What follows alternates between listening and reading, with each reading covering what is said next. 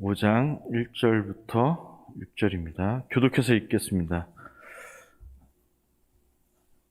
딸 군대여, 너는 때를 모을지어다. 그들이 우리를 에워쌌으니 막대기로 이스라엘 재판장의 뺨을 치리로다.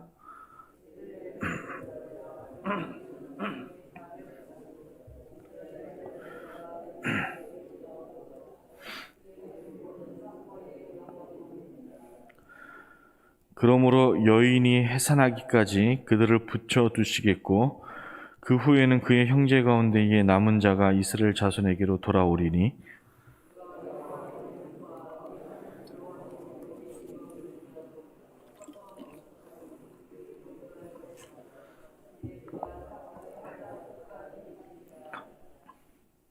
이 사람은 평강이 될 것이라. 아수르 사람이 우리 땅에 들어와서 우리 궁들을 밟을 때에는 우리가 7 목자와 8 군왕을 일으켜 그를 치리니 그들이 칼로 아수르 땅을 황폐하게 하며 니므롯 땅 어귀를 황폐하게 하리라. 아수르 사람이 우리 땅에 들어와서 우리 지경을 밟을 때에는 그가 우리를 그에게서 건져내리라. 아멘. 할렐루야. 이스라엘이 하나님께 심판을 받는 이유에 대해서 계속적으로 우리가 미가서를 보면서 명확하게 그 원인을 잘 알죠. 그 원인은 우리가 앞서 3장에서 보았듯이 당시의 거짓 선지자들, 오늘날 이제 거짓 목회자들과 같은 거죠. 목회자들과 그 시대를 통치하는 그 통치자들의 부정과 부패로 인한 것이었습니다. 따라서 이 말은 무슨 말이냐면 그 당시 하나님 나라에, 하나님 땅에 하나님의 공의가 실천되지 못한 것이에요. 그로 인해서 하나님의 공의에 따라 이스라엘을 심판하는 것은 매우 정당한 일이었습니다.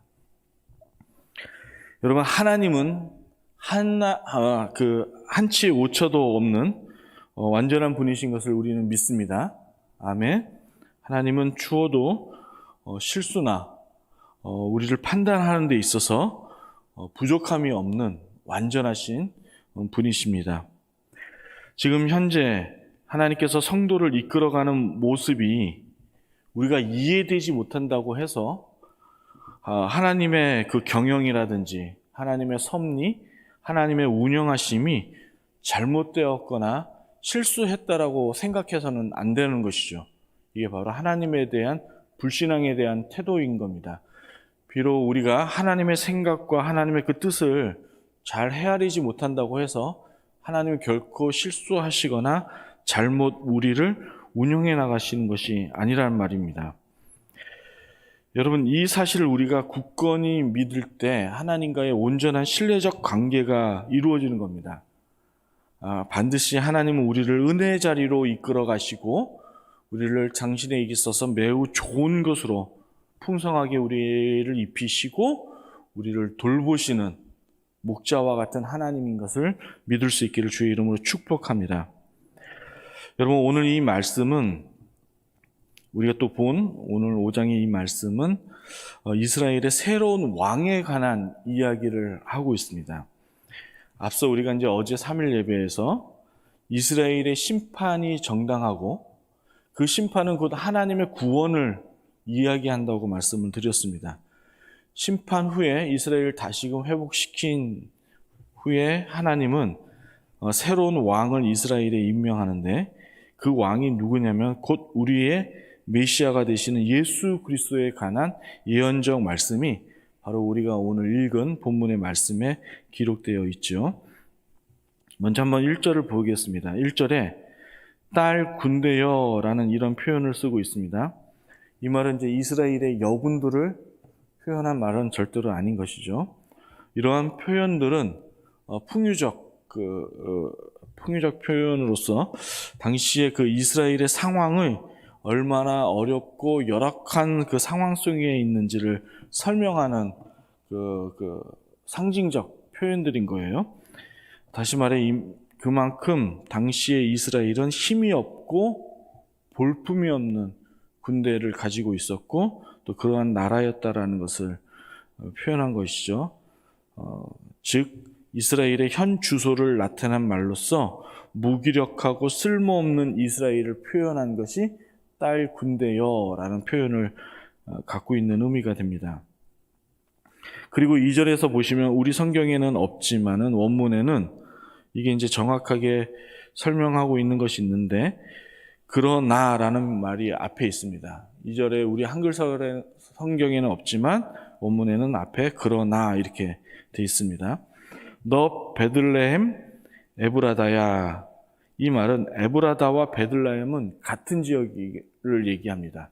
다른 지역이 아니라 같은 지역을 얘기하는데 베들레헴은 빵집을 이야기하고 여기서의 그 에브라다는 그 풍요한, 풍성한 이런 뜻을 갖고 있습니다. 그래서 풍성한 베들레헴 이렇게 표현하시면 되겠죠. 이런 뜻으로서 얘기하는데 그런데 이곳에서 이스라엘의 장차 그 미래의 새로운 왕이 태어나고 날 것을 지금 말씀하고 있는 것이죠. 그런데 이 왕이 어떤 왕이냐면 여러분 우리 2절의 하반부에 보시면 그의 근원은 상고의 영혼에 있으리라 라고 이렇게 표현하고 있습니다. 베들레헴 에브라다에서 태어난 왕은 영혼이라는 얘기인 거죠.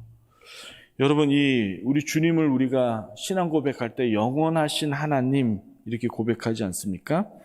제가 늘 말씀드리지만 성경에서 이 영혼이다라는 말은 시간적 개념에서 말씀드리는 것이 아니죠. 시간적 개념이 아니라 하나님에게서는 아예 시간이 존재하지 않는 그야말로 영원한 그런 세계를 얘기하는 겁니다. 그런데 특별히 오늘 이 2절에서 이 영원하다라고 표현한 이 말은 이 새로이 등극할 이스라엘 왕이 어떤 분이냐라는 것을 표현한 것인데 태초부터 계신 왕이라는 얘기인 거죠. 상고에 영원히 계셨다라는 이 말은 태초 인류가 창조되기 전부터 계신 왕이다라는 것을 얘기하는 겁니다. 다시 말해 이 영혼이라는 표현은 어떤 것에도 흔들리지 않는 확고한 진념으로 우리를 통치하는 완전하신 하나님이라는 것을 이야기하고 있는 것이죠.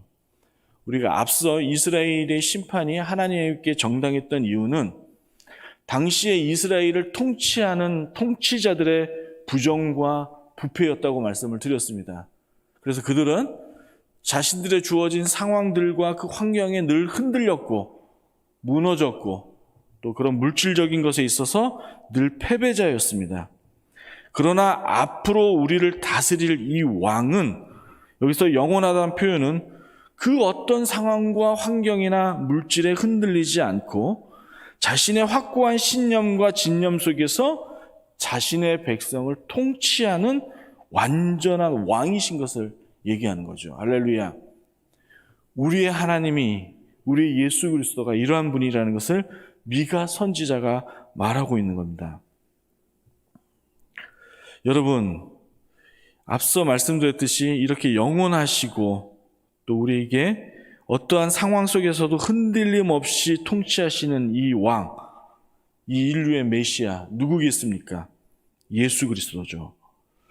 이 4절에서 가서 이가 예수 그리스도라는 것을 우리가 더 명확하게 뚜렷하게 4절에서 알 수 있는데 화면에 보시면 4절을 한번 우리 읽어볼까요? 함께 읽습니다. 시작.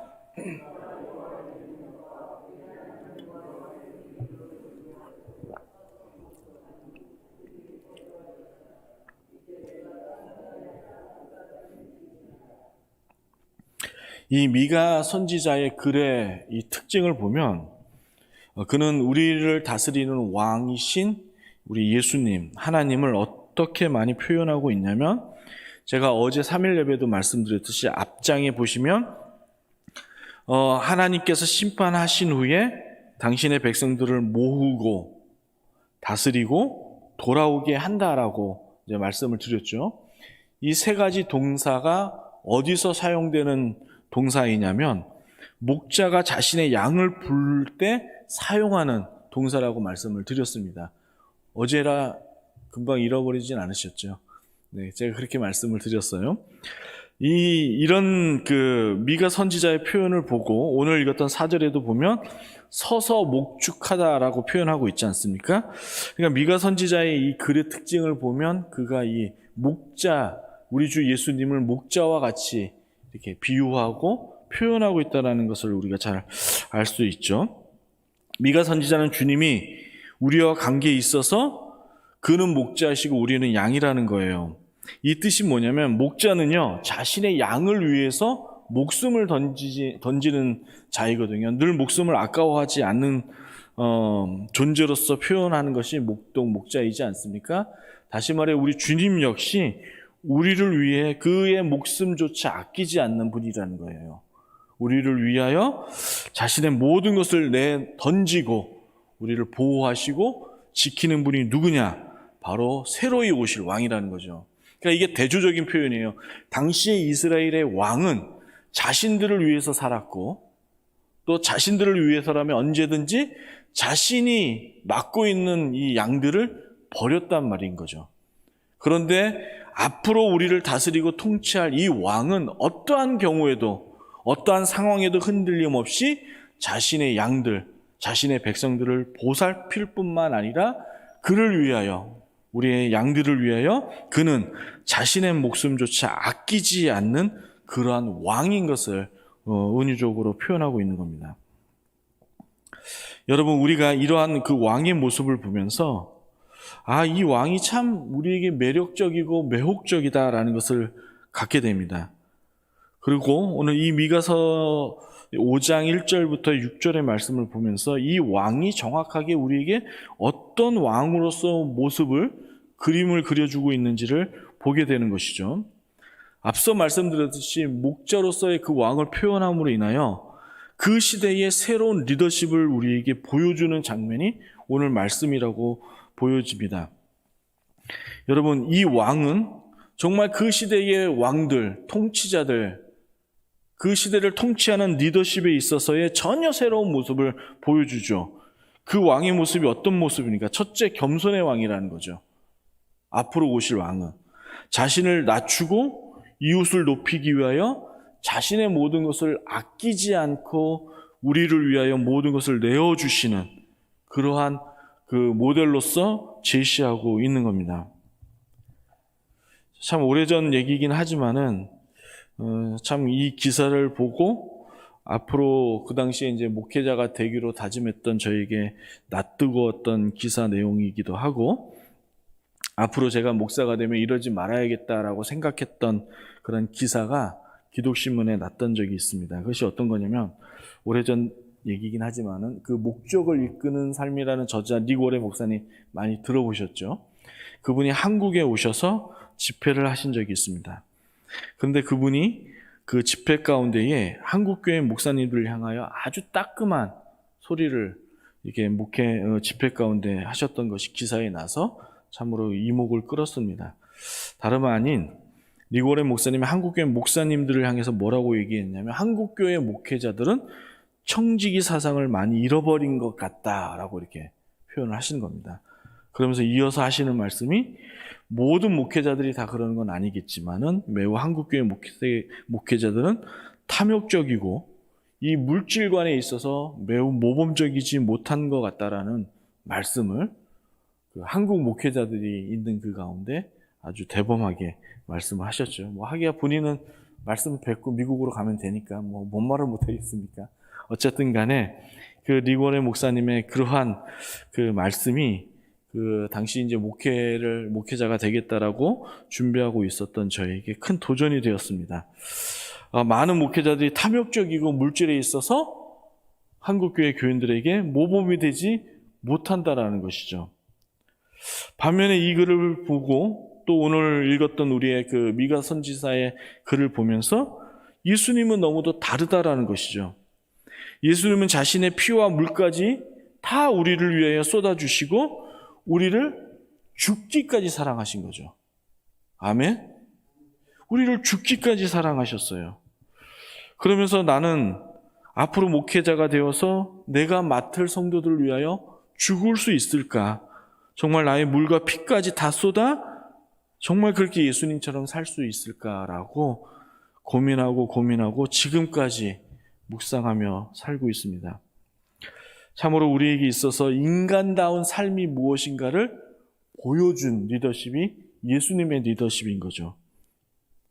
참으로 사람이라는 것은 우리의 성부 하나님께서 인류를 만드시고 거기에 모든 것을 다 다스리고 위임하신 그 인간의 인간다운 삶이라는 것이 무엇인가를 진정으로 보여준 모습이 바로 우리 주 예수님의 모습이 아닌가 생각이 듭니다. 정말로 우리에게 있어서 오늘날 필요한 리더십의 기준인 거죠. 그리고 이 왕의 모든 것에 있어서 그 근원과 그 기원이 어디를 기준으로 삼고 있는가? 오늘 말씀에도 보시면 여호와의 능력과 여호와의 위엄을 의지하면서 다스리는 왕이라는 것이죠. 예수님은 삼위 하나님으로서 두 번째 위격을 가지신 하나님이십니다. 그렇죠? 곧 그도 하나님이신 거죠.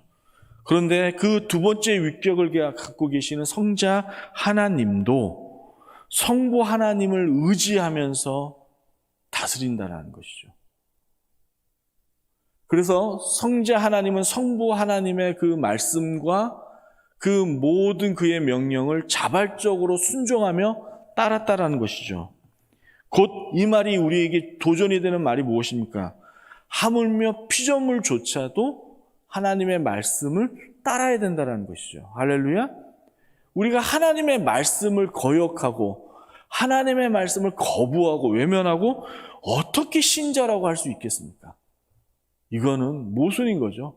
이거는 결코 말이 되지 않는 겁니다. 마지막으로 5절에서 이 왕의 모습을 어떻게 우리에게 묘사하고 있냐면 이 사람은 평강이 될 것이다 라고 얘기하고 있죠. 이사야서에 보면 예수님을 앞으로 장차 오실 그 메시아는 평강의 왕으로서 묘사하고 있지 않습니까? 예수님을 나타날 때 자주 사용하는 단어가 주님은 평화의 왕이라는 겁니다. 여러분, 여기서의 이 평화 또는 평강이라는 이 단어는요, 우리 성도들이 정말 이 부분에 대해서 주목하고 마음속에 담으셔야 되는 건데, 우리가 이 교회 안에서 자꾸 하나님과의 관계에 있어서 죄를 끼워 맞춰서 하나님과의 관계에 아무런 문제가 없는 것처럼 살려고 하는 의도들이 있다는 거죠. 여러분, 여기서의 이 평강, 평화는 죄 가운데 살면서 죄를 묵인하는 가운데 죄와 함께 더불어 사는 가운데 평강을 이루는 그러한 관계를 말하고 있는 것이 아닙니다. 여러분, 우리의 하나님은 거룩하신 분이시죠. 이 거룩이라는 단어 속에는 어떠한 경우에도 그 0.0001의 죄도 함께 할 수 없는 것을 의미하고 있는 거예요. 완전한 분리 속에서 계시는 분이 하나님이신 거죠. 그런 가운데 죄인인 인간이 하나님과의 관계가 어떻게 이루어질 수 있겠습니까? 절대로 이루어질 수 없는 것이죠. 오로지 인간에게는 하나님의 진노만 놓여 있는 겁니다. 그렇죠. 그래서 에베소서에 보면 바울 사도가 예수 그리스도의 그 십자가 사건 이전에 우리가 누구의 자녀였고 어떠한 자녀였습니까? 마귀의 자녀였고 진도의 자녀이지 않았습니까? 그런데 예수님의 십자가의 사건으로 인하여 하나님과 우리 사이에 막힌 담이 허물어진 거죠. 하나님의 진노로 죽어 마땅한 우리가 예수님의 그 십자가의 화목제물로 인하여 우리가 어떻게 됐습니까? 하나님과 화목하게 되는 관계가 되었다라는 것이죠.